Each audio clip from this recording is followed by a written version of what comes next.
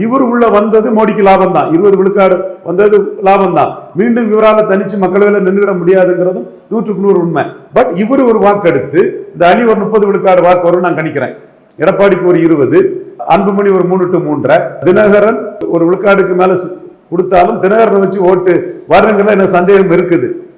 நம்ம சந்தேகத்தை வெளிப்படையா சொல்லிடுவோம். பெரிய அளவில் வரும்னு எனக்கு தோணல.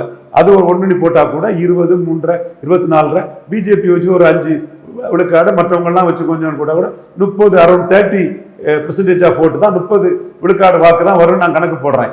அப்ப இது 30 விழுக்காடு தான் வருங்கிற ஒரு சிச்சுவேஷனுக்குள்ள இதுல எடப்பாடி பழனிசாமி கொஞ்சம் ஏறி வந்தா கூட அவர் 20 தாண்டி போயிடுவார். அவர் 20ங்கிறத தாண்டி போயிடுவார். ஏன்னா 20க்கு உள்ள சீட்டையும் தாண்டி அதிக சீட்டை அவர் இங்க நிற்கிறார்.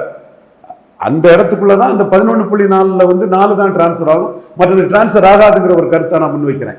எப்படி இருந்தாலும் கூட அவர் ஒரு 20+ விஜய் ஒரு கணிசமான ஓட்டு வந்தா, ரெண்டோரும் சேர்ந்து ராகுலுக்கு ஒரு ஆஃபரை கொடுத்து ஸ்டாலின் மதசார்பின்மை சொன்னாருன்னா மோடிக்கு 29 கூட்டணி இல்லாம போயிடும். ஸோ நான் அதைத்தான் நான் போக்கஸ் பண்றேன். அதுக்கு தான் நான் சிந்திக்கிறேன். மோடிக்கு தெரியும், பிமோக்கு தெரியும், என் கருத்து இந்த அளவுல தான் இருக்கும். ஸோ இந்த கட்டத்துக்குள்ள சீட்டு பேரத்தில் எடப்பாடி பழனிசாமி ஜெயித்திருக்கிறார். ஜெயிப்பாருன்னு எனக்கு தெரியும். பட் அந்த வாக்காளர்கள் மத்தியில நாம தோத்துட்டோம். அந்த 11.4 விழுக்காடு வாக்காளர்கள் தோத்துட்டாங்க.